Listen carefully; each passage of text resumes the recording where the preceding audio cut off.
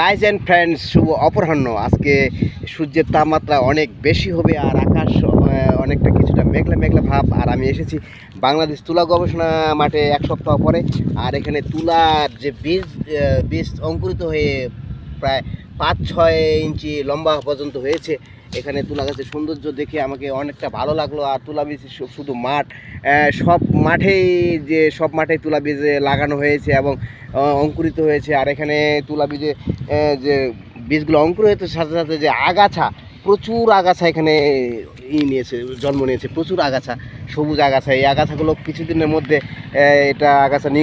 আগাছা বাছাই করা হবে, যেন তুলা গাছগুলোর কোনো অসুবিধা করতে না পারে। সেজন্য তুলা বীজগুলো অবশ্যই করা হবে সরকারিভাবে, এখানে যেহেতু চাষাবাদ করা হয়। আর সবাই ভালো থাকবেন। এই বিকেলবেলায় সবাইকে অসংখ্য ধন্যবাদ। সবাই সুস্থ থাকবেন। Thank you very much. God bless you everyone. Thank you.